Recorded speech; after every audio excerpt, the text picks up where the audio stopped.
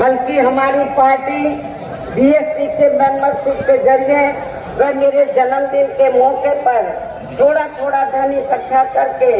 चुनाव के दौरान भी अपनी पार्टी के लोगों से थोड़ा थोड़ा आर्थिक सहयोग लेकर हमारी पार्टी के संगठन को चलाती है और चुनाव आगे भी लड़ाती है। इससे ये स्पष्ट है।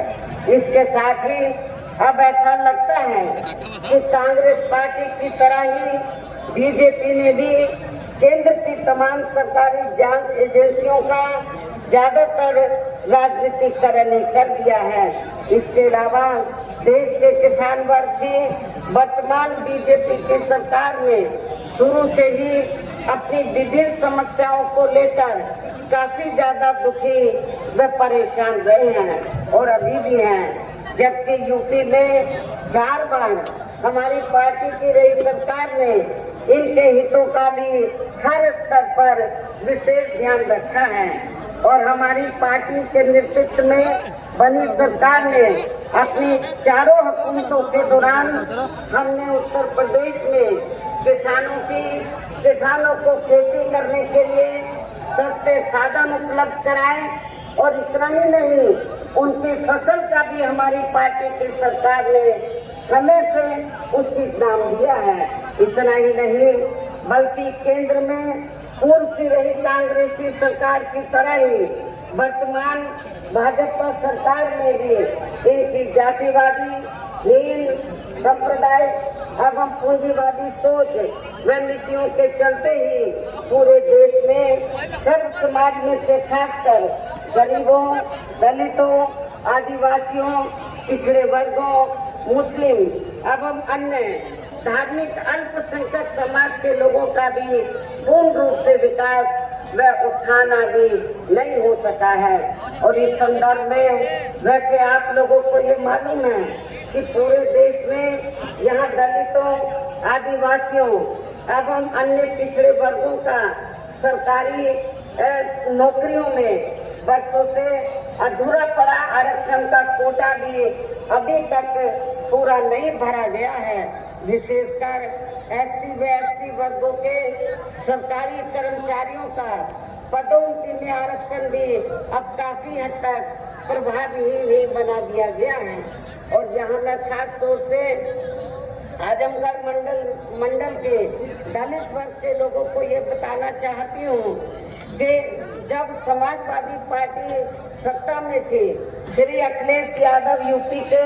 मुख्यमंत्री थे, तो श्री अखिलेश यादव ने तो यूपी के एससी व एसटी वर्गों के सरकारी कर्मचारियों का पदोन्नति में आरक्षण बिल्कुल समाप्त कर दिया था, खत्म कर दिया था। तो मैं आजमगढ़ के दलित वर्ग के लोगों से, कर्मचारियों से ये पूछना चाहती हूँ, क्या आप लोग ऐसी पार्टी को वोट देंगे? मैं समझती हूँ बिल्कुल भी नहीं देंगे। ऐसी